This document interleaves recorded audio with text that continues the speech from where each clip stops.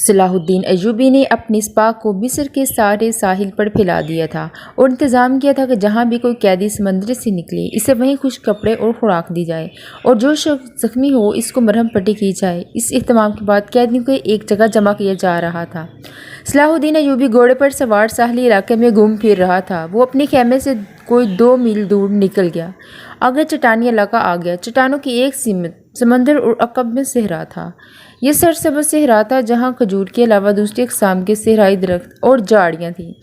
صلاح الدین ایوبی گھوڑے سے اترا اور پیدل چٹانوں کے دامن میں چل پڑا۔ محافظ دستے کے 4 سوار اس کے ساتھ تھے۔ اس نے اپنا گھوڑا محافظوں کے حوالے کیا اور انہیں وہیں ٹھہرنے کو کہا۔ اس کے ساتھ 3 سالار تھے، ان میں سے ان کا رفیق خاص بہاؤالدین شداد بھی تھا۔ وہ اس معرکے سے 1 روز پہلے ہی عرب سے اس کے پاس آیا تھا۔ انہوں نے بھی گھوڑے محافظوں کے حوالے کیے اور سلطان کے ساتھ ساتھ چلنے لگے۔ موسم سرد تھا، سمندر میں تلاطم نہیں تھا، لہریں آتی تھیں اور چٹانوں سے دور ہی واپس چلی جاتی تھیں۔ ایوبی ٹہلتے ٹہلتے دور نکل گیا اور محافظ دستے کی نظروں سے اوجھل ہو گیا۔ اس کے آگے پیچھے اور دائیں بائیں اونچی اونچی چٹانیں اور دائیں طرف ساحل کی ریت تھی۔ وہ ایک چٹان پر کھڑا ہو گیا جس کی بلندی 2-2.5 گز تھی۔ اس نے بحر روم کی طرف دیکھا، یوں معلوم ہوتا تھا جیسے سمندر کی نلاہٹ سلطان صلاح ایوبی کی آنکھوں میں اتر آئی ہو۔ اس کے چہرے پر فتح نصرت کی مسرت تھی اور اس کی گردن کچھ زیادہ ہی تن گئی تھی۔ اس نے ناک سکیڑ کر کپڑا ناک پر رکھ لیا، بولا کس قدر تعفن ہے اس کی، اور سالاروں کی نظریں ساحل پر گھومنے لگی، پھڑپھڑانے کی آوازیں سنائی دینے لگی اور پھر ہلکی ہلکی چیخیں اور سیٹیاں بھی سنائی دیں۔ اوپر سے 3-4 گدھ پر اوپر پر پھیلائے ہوئے اترتے ہوئے دکھائی دیے اور چٹان کی اوٹ میں ادھر ساحل پر جا رہے تھے۔ ایوبی نے کہا، لاشیں ہیں۔ ادھر گیا تو 15-20 گز 2 گدھ 3 لاشوں کو کھا رہے تھے۔ ایک گدھ ایک انسانی کھوپڑی پنجوں میں دبوچ کر اڑا اور جب فضا میں چکر کاٹا تو کھوپڑی اس کے پنجوں سے چھوٹ گئی اور صلاح الدین ایوبی کے سامنے آن گری۔ کھوپڑی کی آنکھیں کھلی ہوئی تھیں جیسے صلاح الدین ایوبی کو دیکھ رہی ہوں۔ چہرے اور بالوں سے صاف پتہ چلتا تھا کہ یہ کسی صلیبی کی کھوپڑی ہے۔ ایوبی کچھ دیر کھوپڑی کو دیکھتا رہا، پھر اس نے اپنے سالاروں کی طرف دیکھا اور کہا، ان لوگوں کی کھوپڑی مسلمان کی کھوپڑیوں سے بہتر ہے۔ یہ ان کھوپڑیوں کو کمال ہے کہ ہماری خلافت عورت اور شراب کی نظر ہو جاتی ہے۔ صلیبی چوہوں کی طرف سلطنت اسلامیہ کو ہڑپ کرتے چلے جا رہے، ایک سالار نے کہا، اور ہمارے بادشاہ انہیں جزیہ دے رہے ہیں۔ شداد نے کہا، فلسطینی پر صلیبی قابض ہیں۔ سلطان، کیا ہم امید رکھ سکتے ہیں کہ ہم فلسطین سے انہیں نکال سکیں گے؟ خدا کی ذات سے مایوس نہ ہو شداد، صلاح الدین ایوبی نے کہا، ہم اپنے بھائیوں کی ذات سے مایوس ہو چکے ہیں۔ ایک اور سالار بولا، تم ٹھیک کہتے ہو، صلاح الدین ایوبی نے کہا، حملہ جو باہر سے ہوتا ہے اسے ہم روک سکتے ہیں۔ کیا تم میں سے کوئی سوچ بھی سکتا ہے کہ کفار کے اتنے بڑے بحری بیڑے کو تم اتنی تھوڑی طاقت سے نذر آتش کر کے ڈبو سکو گے؟ تم نے شاید اندازہ نہیں کیا کہ اس بیڑے میں جو لشکر آ رہا تھا وہ سارے مصر پر مکھیوں کی طرح چھا جاتا۔ اللہ نے ہمیں ہمت دی اور ہم نے کھلے میدان میں نہیں بلکہ صرف گھات لگا کر اس لشکر کو سمندر کے تہہ میں گم کر دیا۔ مگر میرے دوستو، حملہ نہ اندر سے ہوتا ہے، اسے تم اتنی آسانی سے نہیں روک سکتے۔ جب تمہارا اپنا بھائی تم پر وار کرے گا اور تم پہلے یہ سوچو گے کہ کیا تم پر واقعی بھائی نے وار کیا، تمہارے بازو میں اس کے خلاف تلوار اٹھانے کی طاقت نہیں ہوگی۔ اگر تلوار اٹھاؤ گے اور اپنے بھائی سے تیغ آزمائی کرو گے تو دشمن موقع غنیمت جان کر دونوں کو ختم کر دے گا۔ وہ آہستہ آہستہ ساحل پر چٹان کے ساتھ ساتھ جا رہا تھا، چلتے چلتے رک گیا، جھک کر ریت سے کچھ اٹھایا اور ہتھیلی پر رکھ کر سب کو دکھایا۔ یہ ہتھیلی جتنی بڑی صلیب تھی جو سیاہ لکڑی کی بنی ہوئی تھی، اس کے ساتھ ایک مضبوط دھاگا تھا۔ اس نے ان لاشوں کے بکھرے ہوئے اعضاء کو دیکھا جنہیں گدھ کھا رہے تھے، پھر کھوپڑیوں کو دیکھا جو گدھ کے پنجوں سے ان کے سامنے گری۔ وہ تیز تیز قدم اٹھاتا کھوپڑی تک گیا۔ 3 گدھ کھوپڑی کی ملکیت پر لڑ رہے تھے۔ صلاح الدین ایوبی کو دیکھ کر بڑھے چلے گئے۔ سلطان صلاح الدین ایوبی نے صلیب کھوپڑی پر رکھی اور دوڑ کر اپنے سالاروں سے جا ملا۔ کہنے لگا، میں نے صلیبیوں کے ایک قیدی افسر سے باتیں کی تھیں، اس کے گلے میں بھی صلیب تھی۔ اس نے بتایا تھا کہ صلیبی لشکر میں جو بڑھتی ہوتا ہے اسے صلیب پر ہاتھ رکھ کر حلف لیا جاتا ہے اور وہ صلیب کے نام پر جان کی بازی لگا کر لڑے گا اور روئے زمین سے آخری مسلمان کو بھی ختم کر دے گا۔ اس حلف کے بعد ہر لشکر کے گلے میں صلیب لٹکا دی جاتی ہے۔ یہ صلیب مجھے ریت سے ملی ہے، معلوم نہیں کہ کس کی تھی، میں نے اس کھوپڑی پر رکھ دی ہے تاکہ اس کی روح صلیب کے بغیر نہ رہے۔ اس نے صلیب کی خاطر جان دی، سپاہی کو سپاہی کے حلف کا احترام کرنا چاہیے۔ سلطان، شداد نے کہا، یہ تو آپ کو معلوم ہے کہ صلیبی یروشلم کے مسلمان باشندوں کو کتنا احترام کہتے ہیں، وہاں سے مسلمان بھی بچوں کے ساتھ لے کر بھاگ جاتے ہیں، ہماری بیٹیوں کی آبرو لوٹی جا رہی ہے۔ हमारे कैदियों को उन्होंने भी तक नहीं छोड़ा। मुसलमान जानवरों की ज़िंदगी बसर कर रहे हैं, क्या हम इन ईसाइयों से इंतकाम नहीं लेंगे? काम नहीं। सलाहुद्दीन अयूबी ने कहा, हम फ़लस्तीन लेंगे, मगर फ़लस्तीन के रास्ते में हमारे हुक्मरान हायल हैं। वो चलते चलते रुक गया और बोला, कुफार ने सलीब पर हाथ रखकर सल्तनत इस्लामी के खात्मे का हलफ उठाया है। मैंने अपने अल्लाह के हुजूर खड़े होकर अपने हाथ अपने सीने पर बांध कर कसम खाई है कि फ़लस्तीन ज़रूर लूँगा और सल्तनत इस्लामिया की सरहदें उफ़ तक ले जाऊँगा। मेरे रफ़ीक़ों, मुझे अपनी तारीख़ का मुस्तक़बिल कुछ रोशन नहीं आता। एक वक़्त था कि ईसाई बादशाह थे और हम जंगजू। अब हमारे बुजुर्ग बादशाह बनते जा रहे हैं और ईसाई जंगजू।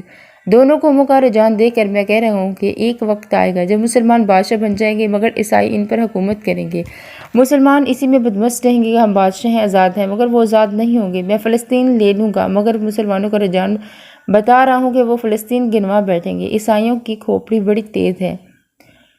50,000 सूडानी लश्कर को कौन पाल रहा था? हमारी सल्तनत अपने आस्तीन में नाजी नाम का सांप पालती रही। मैं पहला अमीर मिस्र हूँ जिसने देखा कि ये लश्कर हमारे लिए न सिर्फ बेकार है बल्कि ख़तरनाक भी है। अगर नाजी का खत पकड़ा न जाता तो आज हम सब लश्कर के हाथों में जा चुके होते, ये इसके कैदी बन चुके होते। हल्का सा जनाटा सुनाई दिया और एक तीर सलाहुद्दीन अयूबी के दोनों पाँव के दरमियान रेत में से जा लगा। जिधर से तीर आया था इस तरफ सलाहुद्दीन अयूबी की पीठ थी। सलारों में से कोई इधर नहीं देख रहा था। सब ने देखकर एक तरफ देखा जिधर से तीर आया। इधर नुकीली चट्टानें थी। तीनों सलार और सलाहुद्दीन अयूबी दौड़कर एक ऐसी चट्टान की ओट में हो गए जो दीवार की तरह अमूदी थी। इन्हें तवक्का थी कि वो तीर भी यहीं आएंगे। तीरों के सामने मैदान में खड़े रहना कोई बहादुरी नहीं थी। शहजाद ने मुंह में उंगलियां रखकर जोर से सीटी बजाई। इसके साथ ही तीनों सलार इसी तरह दौड़ पड़े जिस तरह से तीर आया था। वो बिखर कर चट्टानों पर चढ़ गए। चट्टानें ज़्यादा ऊंची नहीं थी। सलाहुद्दीन अयूबी भी इनके पीछे था। एक सलार ने देख लिया और कहा, सलाहुद्दीन आप सामने ना आए, मगर सलाहुद्दीन अयूबी नहीं रुका। मुहाफिज पहुंच के सलाहुद्दीन अयूबी ने इन्हें कहा, हमारे घोड़े यहीं छोड़ दो और चट्टानों के पीछे जाओ। इधर से एक तीर है, जो कोई नज़र आए इसे पकड़ लाओ। सुल्तान सलाहुद्दीन अयूबी चट्टानों के ऊपर गया और इससे ऊंची ऊंची चट्टानें दूर दूर तक फैली हुई नजर आईं। वो अपने सलारों को लिए पिछली तरफ उतर गया और हर तरफ घूम कर चट्टानों पर चढ़कर देखा। किसी इंसान का नामो निशान तक न था। मुहाफिज चट्टानी इलाके के इधर उधर घूमने लगे। सलाहुद्दीन अयूबी नीचे उतर के वहां गया जहां रेत में तीर गड़ा हुआ था। इसने अपने रफीकों को बुलाया और तीर पर हाथ मारकर तीर गिर पड़ा। सुल्तान अयूबी ने कहा, दूर से आया है इसलिए पाँव में लगा है, वगरना गर्दन या पैर में लग सकता है। रेत में ज़्यादा नहीं उतरा। इसने तीर उठाकर देखा और कहा, सलीबियों का है, शमशीन का नहीं। सुल्तान की जान खतरे में रहेगी, सलार ने कहा, और हमेशा खतरे में रहेगी। सुल्तान सलाहुद्दीन अयूबी ने हंस कर कहा, मैं बहरे रूम में कुफार की वो कश्तियाँ देखने निकला था जो मलाहों के बगैर डोल रही हैं, मगर मेरे अजीज़ों कभी ना समझना कि सलीबियों की कश्ती डोल रही है। वो फिर आएंगे गटाओं की तरह गरजते हुए बाजदों की तरह और बरसेंगे, लेकिन वो ज़मीन के नीचे से और पीठ के पीछे से भी वार करेंगे। अब हमें सलीबियों से ऐसी जंग करनी है जो सिर्फ फौजें नहीं लड़ेंगी। मैं जंगी तरबियत में एक इजाफा कर रहा हूँ। ये फ़न हरब ज़र्ब का नया बाब है। इसे जासूसों की जंग कहते हैं। सुल्तान सलाहुद्दीन अयूबी तीर हाथ में लिए घोड़े पर सवार हो गया और अपने कैंप की तरफ चल पड़ा। इसके सलार भी घोड़ों पर सवार हो गए। इनमें से एक सुल्तान के दाएं तरफ अपना घोड़ा दिया, एक ने बाएं तरफ, और इसने अपना घोड़ा इसके बिल्कुल पीछे करीब रखा ताकि किसी तरह से भी तीर है तो सुल्तान तक ना पहुंच सके। सुल्तान अयूबी ने इस तीर पर जरा सी भी परेशानी का इजहार न किया। सीने से कत्ल करने के लिए चलाए थे। इसे अपने रफीक सलारों को अपने खेमे में बिठाए हुए वो बता रहा था कि जासूस और शब खून मारने वाले दस्ते किस कदर नुकसान था। वो कह रहा था कि मैं लिबिन सुफियान को एक हदायत दे चुका हूँ, लेकिन इस पर अमल दराम नहीं हो सका क्योंकि फ़ौरन मुझे इस हमले की खबर मिली और अमल दराम इधर ही रह गया। तुम सब फौरी तौर पर यूं करो कि अपने सिपाहियों को और इसके अहदेदारों में से ऐसे अफराद मुंतखब करो जो दिमागी और जिस्मानी लिहाज से मजबूत और सेहतमंद हो। बरीक बिन दूरंदेश कुव्वत फैसला रखने वाले जांबाज किस्म के आदमी चुनो। मैंने अली को ऐसे आदमी की सिफात जो बताई थी वो सब सुन लो। उनमें ऊँट की ज़्यादा से ज़्यादा भूख बर्दाश्त करने की और प्यास बर्दाश्त करने की कुव्वत हो, चीते की तरह झपटना आता हो, काब की तरह नजरें तेज़ हो, खरगोश और हिरन की तरह दौड़ सकते हो, मसल्ह दुश्मन से हथियार के बगैर भी लड़ेंगे। इनमें से शराब और किसी नशावर की आदत ना हो, किसी लालच में नहीं। औरत ऐसी हसीन चीज़ इसे और जोहरात के अंबार इनके कदमों में लगा दिए जाएं तो वो इस पर नज़र भी न डालें। अपने दोस्तों और इनके कमांडरों को खासतौर पर जहन नशीन कराएं कि ईसाई बड़ी ही खूबसूरत और जवान लड़कियों को जासूसी के लिए, अपनी फ़ौजों में बेतुनाने फैलाने के लिए और अक्सरी को जज्बे के लिहाज से बेकार करने के लिए इस्तेमाल कर रहे हैं। मैंने मुसलमानों में ये कमज़ोरी देखी है कि औरत के आगे हाथ ہتھیار ڈال دیتے ہیں۔ میں مسلمان عورت کو اس مقاصد کے لیے دشمن کے علاقے میں کبھی نہیں بھیجوں گا۔ ہم عصمتوں کے محافظ ہیں۔ علی بن سفیان نے چند ایک لڑکیاں رکھی ہیں، لیکن وہ مسلمان نہیں، وہ عیسائی بھی نہیں، مگر میں عورت کے قائل نہیں۔ محافظ دستے کا کمانڈر خیمے میں آیا اور اطلاع دی کہ محافظ کچھ لڑکیوں اور آدمی کو ساتھ لائے ہیں۔ سلطان ایوبی باہر نکلا، اس نے تینوں سلاروں سیتے باہر 5 آدمی کھڑے تھے، جس کے لمبے چوگے دستاریں اور ڈھیل ڈول بتا رہی تھی کہ تاجر ہیں اور سفر میں ہیں۔ ان کے ساتھ 7 لڑکیاں تھیں، 7 جوان تھیں اور ایک سے ایک بڑھ کے خوبصورت تھیں۔ ان محافظوں میں سے ایک نے جو سلطان پر تیر چلانے والی تلاش میں کیے گئے تھے بتایا۔ انہوں نے کہ تمام علاقہ چھان مارا مگر کوئی آدمی نظر نہیں آیا۔ دور پیچھے گئے تو یہ 3 لوگ اونٹوں کے ساتھ ڈیرا ڈالے ہوئے تھے۔ کیا ان کی تلاشی ہے؟ ایک سالار نے کہا، لی ہے۔ محافظ نے جواب دیا، کہتے ہیں تاجر ہیں، ان کا سارا سامان کھلوا کر دیکھا ہے، جامع تلاشی بھی کی ہے، ان کے پاس ان خنجروں کے سوا اور کچھ تلوار نہیں، کچھ بھی نہیں ہے۔ اس میں سے 5 خنجر سلطان صلاح الدین کے قدموں میں رکھ دیے۔ ہم مراکش کے تاجر ہیں۔ ایک تاجر نے کہا، اسکندریہ تک جائیں گے، 2 روز گزرے ہیں ہمارے یہاں قیام کرتے ہوئے۔ پرسوں شام یہ لڑکیاں ہمارے پاس ہیں، ان کے کپڑے بھیگے ہوئے تھے۔ انہوں نے بتایا یہ سسلی کی رہنے والی ہیں، انہیں عیسائی فوج کا ایک کماندار گھروں سے پکڑ کر ساتھ لایا ہے اور ایک بحری جہاز میں جا سوار کیا۔ اس کے ماں باپ غریب ہیں۔ یہ کہتی ہیں کہ بے شمار جہاز اور کشتیاں چل پڑیں۔ لڑکیوں والے جہاز میں چند اور کماندار قسم کے آدمی تھے اور ان کی فوج بھی تھی۔ وہ سب ان لڑکیوں کے ساتھ شراب پی کر عیش عشرت کرتے رہے۔ اس ساحل کے قریب آئے تو جہازوں پر آگ کے گولے گرنے لگے۔ تمام لوگ جہازوں سے سمندر میں کودنے لگے۔ ان لڑکیوں کو انہوں نے ایک کشتی میں بٹھا کر جہاز سے سمندر میں اتار دیا۔ یہ بتاتی ہیں کہ انہیں کشتی چلانے نہیں آتی تھی، کشتی سمندر میں ڈولتی اور بھٹکتی رہی۔ پھر ایک روز خود ہی ساحل سے لگی۔ ہمارا قیام ساحل کے ساتھ تھا، یہ ہمارے پاس آ گئیں، بہت ہی بری حالت میں تھی۔ ہم نے انہیں پناہ میں لے لیا۔ انہیں ہم دھتکار تو نہیں سکتے، ہمیں کچھ بھی سمجھ نہیں آ رہی تھی کہ ان کا کیا کریں۔ پچھلے پڑاؤ سے یہاں تک انہیں ساتھ لائے ہیں۔ یہ سوار آ گئے اور ہمارے سامان کی تلاشی لینے لگے۔ ہم نے ان سے تلاشی کی وجہ پوچھی تو انہوں نے بتایا کہ صلاح الدین ایوبی امیر مصر کا حکم ہے۔ ہم نے ان کی منت سماجت کی کہ ہمیں اپنے سلطان کے حضور لے چلو، ہم عرض کریں گے کہ ان لڑکیوں کو اپنی پناہ میں لے لیں، ہم سفر میں ہیں، انہیں کہاں کہاں لے پھریں گے۔ لڑکیوں سے پوچھا تو وہ سسلی کی زبان بول رہی تھیں، وہ ڈری ڈری سی لگ رہی تھیں۔ ان میں سے 2-3 اکٹھی بولنے لگیں۔ صلاح الدین ایوبی نے تاجروں سے پوچھا کہ ان کی زبان کون سمجھتا ہے؟ ایک نے بتایا کہ صرف میں سمجھتا ہوں۔ یہ التجا کر رہی ہیں کہ سلطان انہیں پناہ میں لے لے، کہتی ہیں کہ ہم تاجروں کے قافلے کے ساتھ نہیں جائیں گے، کہیں ایسا نہ ہو کہ راستے میں ہی ڈاکو ہمیں اٹھا لے جائیں۔ ادھر جنگ بھی ہو رہی ہے، ہر طرف عیسائی اور مسلمانوں کے سپہ سالار بھاگتے دوڑتے پھر رہے ہیں۔ ہمیں سپاہیوں سے بہت ڈر لگتا ہے۔ ہمیں جب گھر سے اٹھا لیا گیا تھا تو ہم سب کنواری تھیں، ان فوجیوں نے بحری جہاز میں ہمیں دوافع بنا دیا ہے۔ ایک لڑکی نے کچھ کہا کہ ان کی زبان جاننے والے تاجر نے صلاح الدین ایوبی نے کہا، یہ کہتی ہیں کہ ہمیں مسلمانوں کے بادشاہ تک پہنچا دو، ہو سکتا ہے کہ ان کے دل میں رحم آ جائے۔ ایک اور لڑکی بول پڑی، اس کی آواز رندھائی ہوئی تھی۔ تاجر نے کہا، یہ کہتی ہے کہ ہمیں عیسائی سپاہیوں کے حوالے نہ کیا جائے، میں مسلمان ہو جاؤں گی بشرط کہ کوئی اچھی حیثیت والا مسلمان میرے ساتھ شادی کر سکتا ہے۔ 2-3 لڑکیاں پیچھے کھڑی منہ چھپانے کی کوشش کر رہی تھیں، ان کے چہرے پر گھبراہٹ تھی، باتیں کرتی شرماتی اور ڈرتی تھیں۔ سلطان صلاح الدین ایوبی نے تاجروں سے کہا، انہیں کہو کہ یہ عیسائی کے پاس نہیں جانا چاہتی، ہم انہیں اسلام قبول کرنے پر مجبور نہیں کر سکتے۔ یہ لڑکی جو کہہ رہی ہے کہ مسلمان ہو جائیں گے بشرط کہ کوئی مسلمان اس کے ساتھ شادی کر لے، اسے کہو کہ میں اس کی پیشکش قبول نہیں کر سکتا۔ یہ خوف اور مجبوری کے عالم میں اسلام قبول کرنا چاہتی ہے۔ انہیں بتاؤ کہ انہیں مجھ پر اعتماد ہے تو میں انہیں اسلام کی بیٹیوں کی طرح پناہ میں لیتا ہوں، اپنے دارالحکومت میں جا کر یہ انتظام کر دوں گا، انہیں عیسائی راہبروں یا کسی پادری کے پاس بھجوا دوں گا۔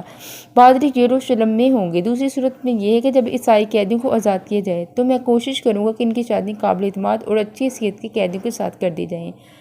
انہیں یہ بھی بتا دو کہ مسلمانوں کو ان سے ملنے کی اجازت نہیں ہوگی، ورنہ انہیں اجازت ہوگی کہ کسی مسلمان سے ملے، ان کی ضروریات اور عزت کا خیال رکھا جائے گا۔ تاجر نے لڑکیوں کو ان کی زبان میں سلطان صلاح الدین ایوبی کی باتیں سنا دی تو ان کے چہرے پر رونق سی آ گئی، وہ ان شرائط پر رضامند ہو گئی۔ تاجر شکریہ ادا کر کے چلے گئے۔ سلطان صلاح الدین ایوبی نے لڑکیوں کے لیے ایک الگ خیمہ لگوانا اور خیمے کے باہر ہر وقت ایک سنتری موجود رہنے کا حکم دیا۔ وہ خیمے کی جگہ بتانے ہی لگا تھا کہ 6 صلیبی سلطان صلاح الدین ایوبی کے سامنے لائے گئے۔ وہ بہت ہی بری حالت میں تھے، ان کے کپڑے بھیگے ہوئے تھے، کپڑوں پر خون تھا، ریت بھی، اور اس کے چہرے لاشوں کی مانند تھے۔ ان کے متعلق بتایا گیا تھا کہ 1.5-2 میل دور ساحل پر بے سود پڑے ہوئے تھے، وہ ٹوٹی ہوئی کشتی پر تیر رہے تھے۔ ایک دن کشتی پانی بھر جانے سے ڈوب گئی۔ یہ سب تیر کر ساحل تک پہنچے، کشتی میں 22 آدمی سوار ہوئے، صرف یہ 6 زندہ بچے تھے، ان سے نہیں چلا جا سکتا تھا۔ یہ صلیبی لشکر کے سپاہی تھے، وہ سب دھرم سے بیٹھ گئے۔ ان میں سے ایک کے چہرے مہر سے لگتا تھا کہ معمولی سپاہی نہیں۔ وہ کرا رہا تھا، اس کے کپڑے پر خون کا ایک دبا مگر زخمی سے زیادہ تکلیف میں معلوم ہوتا تھا۔ اس نے 7ویں لڑکے کو غور سے دیکھا اور پھر کڑھانے لگا۔